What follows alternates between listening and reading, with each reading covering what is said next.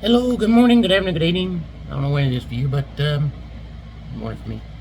Hope you're having or have had a beautiful and blessed day. I'm out of numbers. Let's just be honest. There's a lot in there. We discussed a lot.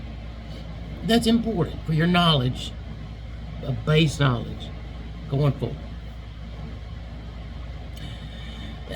But you will never ask anyone what their favorite book of the Bible is, and them say Numbers. Next is Deuteronomy, and I'll be honest, it's probably not a whole lot of people's favorite either. But it's not as... Remember that Numbers was a transition, right? We were moving towards the promised land, right? That place that was promised their ancestors that, well, they couldn't go to because they were a bunch of screw-ups. So they all had to die in the wilderness. But their kids are getting to go, right? Grandkids. So Deuteronomy chapter 1, I am really going to try not to beat it up real bad, but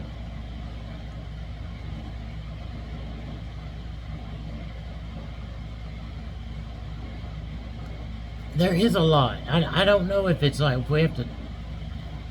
If you remember what we've read so far, most of this is pretty straightforward in chapter 1. Because for the most part, it's kind of like Moses going back over some stuff, getting you into Deuteronomy. These are the words that Moses spoke to all Israel beyond the Jordan in the wilderness. Sorry, y'all. It's all out of here, but it's just, I can't. It's because I'm having to lay down a lot every day right now, and that's making it worse. It just ain't going to get any better until I can get up. Okay. In the Arabah, opposite Suf, between Paran and Tophel, Laban, Hazeroth, and Dizabah. It is a journey of 11 days from Horeb, so Mount Horeb. It's 11 days journey from Horeb to Kadesh Barnea, by way of the highlands of Seir. In the 40th year, on the first day of the 11th month, Moses spoke to the Israelites according to all that the Lord had commanded him to speak to them. After he had defeated Sihon, king of the Amorites, who reigned in Heshbon, and Og, king of Bashan, who reigned in Ashtaroth, and in Edrei, beyond the Jordan in the land of Moab, Moses undertook to explain this law. The Lord our God said to us at Horeb, "You have stayed long enough at this mountain. Leave here and go to the hill country of the Amorites and to all the surrounding regions, the Arabah, the mountains, the Shephelah, the Negeb, and the seacoast, the land of the Canaanites and the Lebanon, as far as the great river, the Euphrates. See, I have given that land over to you. Go now and possess the land that the Lord swore to your ancestors, Abraham, Isaac, and Jacob, to give to them to their descendants after them. At that time I said to you, I am unable to carry you by myself. The Lord your God has made you numerous, and now you are as numerous as the stars of the heaven. May the Lord, the God of your ancestors, increase you 1,000 times over, and bless you as he promised. But how can I by myself bear the weight, the contentiousness of you? Provide wise, discerning, and reputable persons for each of your tribes, that I may appoint them as your leaders. You answer me, what you have proposed is good. So I took the leaders of your tribes, wise and reputable, and set them as leaders over you, commanders over thousands, over hundreds, over fifties, and over tens, and over other tribal officers. I'm sure you remember when Moses did all that, right? God said, pick these, make these leaders over this many, these over this. Right, we went through all of that. This is Moses just kind of going back. Remember when I said we're going to do that, and y'all said, yeah, it's a good idea, and I did it? That's all that's being said right here, right? Don't make it more confusing or more thick than it has to be. I charged your judges at that time, listen to the complaints among your relatives, and administer true justice to both parties, even if one of them is a resident alien. In rendering judgment, do not consider who a person is. Give ear to the lowly and to the great alike. fearing no one, for the judgment is God's. Any case that is too difficult for you, bring to me, and I will hear it. Thus I charged you at that time with all the things you were to do. Then we set out from Horeb, and journeyed through the whole vast and fearful wilderness that you have seen in the direction of the hill country of the Amorites, as the Lord our God had commanded. And we came to Kadesh Barnea. I said to you, you have come to the hill country of the Amorites, which the Lord our God has given us. See, the Lord your God has given this land over to you. Go up and take possession of it, as the Lord, the God of your ancestors, has promised you. Do not fear or be dismayed. Then all of you approached me and said, let us send men ahead to spy out the land. What would faith do? Faith does what God says. You go out there and you take your land. Their faith was lacking. Before we go, let's send some people. Let us send men ahead to spy out the land for us, and report to us on the road we should follow and the cities we will come upon. Agreeing with the proposal, I took 12 men from your number, one from each tribe, sailed in the hill country as far as the Wadi Eshkol, and explored it. Remember when they went to reconnoiter the land? Then, taking along some of the fruit of the land, they brought it down to us and reported, the land the Lord our God is giving us is good. But you refused to go up. You defied the command of your Lord the God, of the Lord your God. You set to murmuring in your tents out of hatred for us. The Lord has brought us out of the land of Egypt to deliver us into the power of the Amorites to destroy us. What shall we meet with up there? Our men have made our hearts melt by saying the people are bigger and taller than we, and their cities are large and fortified to the sky. Besides, we saw the Anakim there. Remember, they saw the old heroes there. They saw giants there, to them, bigger than they were. And they come back telling all this, and the people got afraid and they didn't want to go. I got kind of mad about that. But I said, you have no dread or fear for them. The Lord your God who goes before you is the one who fight for you, just as he acted with you before your very eyes in Egypt, as well as in the wilderness, where you saw how the Lord your God carried you, as one carries his own child, all along your journey until you arrived at this place. Despite this, you would not trust the Lord your God, who journeys before you to find you a place to camp, by night in the fire and by day in the cloud, to show you the way to go. Then the Lord heard your words, and he was angry, and he took an oath. Not a single one of this evil generation shall look upon the good land I swore to give to your ancestors, except Caleb, son of Jephunneh. He shall see it. For to him and to his descendants I will give the land he trod upon, because he has fully followed the Lord. The Lord was angered against me also on your account, and said, you shall not enter it either. But Joshua, son of Nun, your attendant, shall enter. Encourage him, for he is the one who is to give Israel its possession. Your little ones, who you said would become plunder, and your children, who as yet do not know good from evil, they shall enter there. To them I will give it, and they shall take possession of it.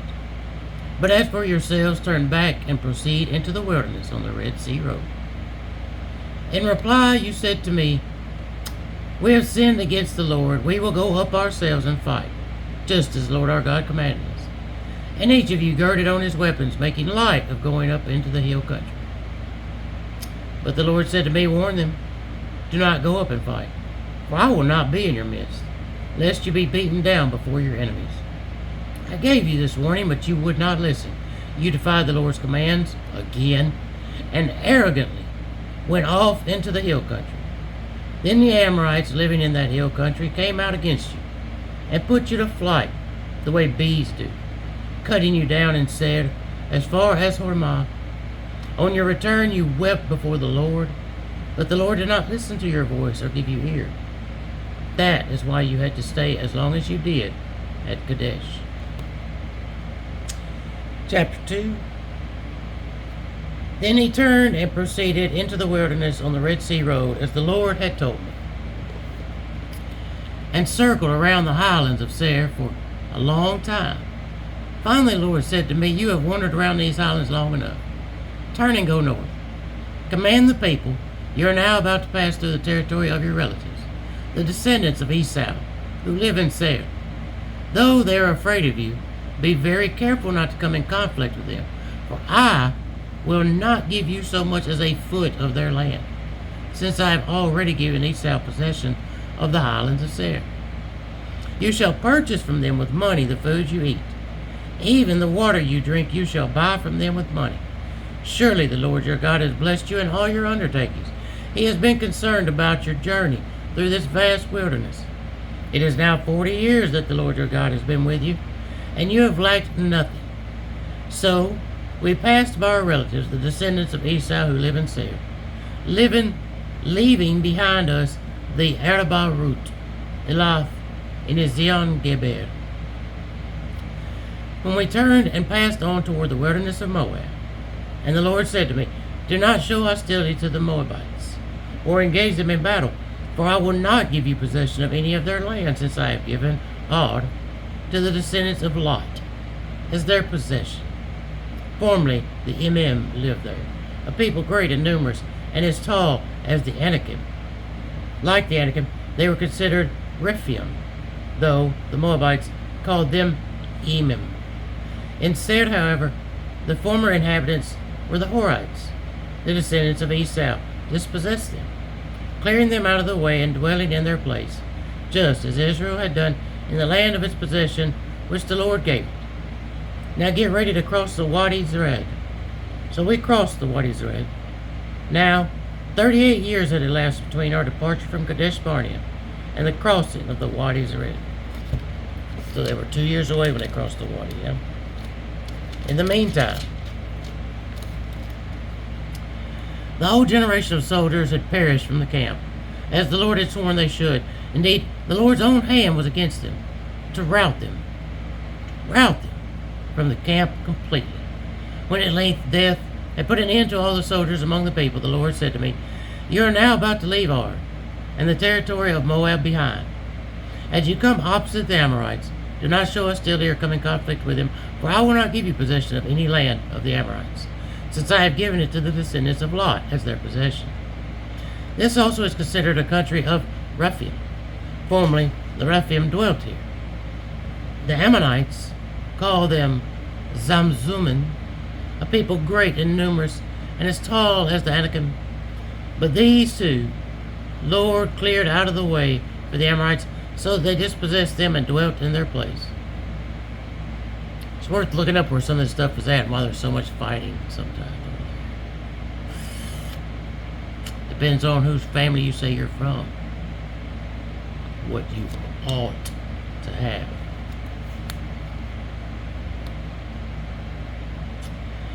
He did the same for the descendants of Esau who live in Seir, by clearing the Horites out of their way, so that they dispossessed them and dwelt in their place down to the present. As for the Avim, who once lived in villages in the vicinity of Gaza, the Caphtorium migrating from Caphtor cleared them away and dwelt in their place. Advance now across the Wadi Ardanan. I now deliver into your power Sihon, the Amorite king of Heshbon, and his land. Begin to take possession, engage him in battle. This day I will begin to put fear and dread of you into the people everywhere under heaven, so at the mention of your name they will quake and tremble before you. So I sent messengers from the wilderness of Kedemoth to Sihon, king of Heshbon, with this offer of peace. Let me pass through your country. I will travel only on the road. I will not turn aside either to the right or to the left. The food I eat, you will sell me for money, and the water I drink, you will give me for money.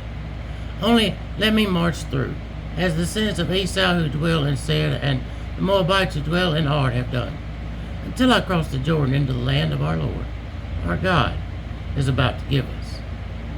But Sihon, king of Heshbon, refused to let us pass through his land, because the Lord your God made him stubborn in mind and obstinate in heart, that he might deliver him into your power, as indeed he has now done.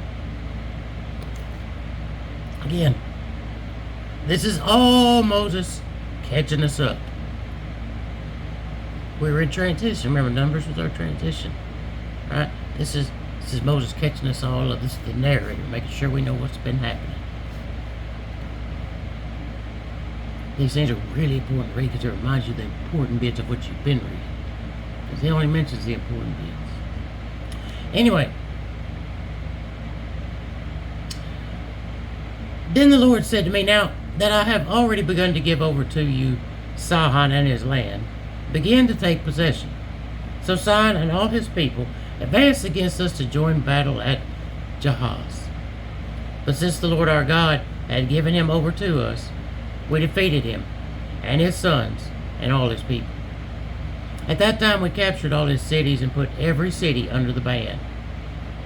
Men, women, children, we left no survivor.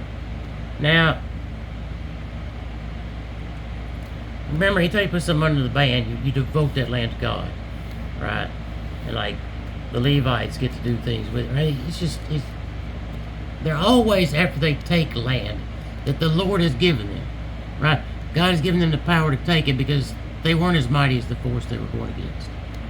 So every time they do that, they're going to put it under the ban, at least some of it, because it is for the Lord, right? The Lord gave it to them.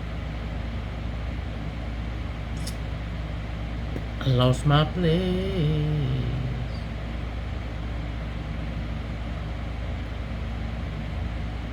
Yep. At that time we captured all the cities and put every city under the ban. Men, women, and children, we left no survivor. Our only plunder was the livestock and the spoils of the captured cities. From Aroda, on the edge of the Wadi, Arnon, and from the town in the Wadi itself, as far as Gilead, no city was too well fortified for us. All of them the Lord our God gave over to us. However, just as the Lord our God commanded us, you did not encroach upon any of the Amorite land, neither the region bordering on the Wadi Jabbok, nor the cities of the highlands. The word of the Lord. Thanks be to God. Now we're going to continue that same thing just a little bit further. I think by the end of chapter 3, I know by the end of chapter 4, but I think by the end of chapter 3, we're done with that part of it because Moses has been gathered to his people, and we move on with taking possession of the land. As always, pray today. Please pray today. Pray about everything you need to pray about. If that's forgiveness, if that's help you love better, or help you see people more the way God sees them. Yeah, pray today. Change your vocabulary. Don't let anything be luck or lucky or fortuitous. Make it all a blessing. Pray for all the disenfranchised, all those being persecuted for their faith, all those being held in any type of slavery.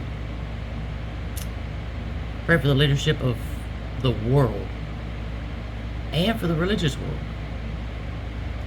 In the Catholic Church right now, you've got a group that's making bishops when they're not supposed to be able to, and the Pope's basically excommunicating the whole group. This is big stuff.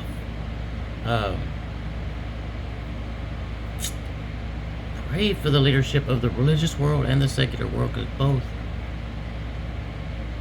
if you've never prayed before, both use your prayers more than you can imagine. Thanks. Anyway,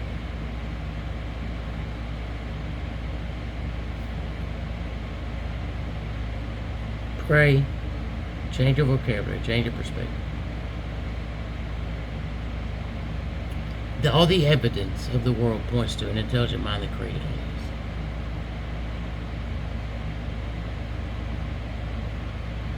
You live your life based on evidence. Don't ignore all the evidence that points to God. I love you. Jesus Christ loves you infinitely more.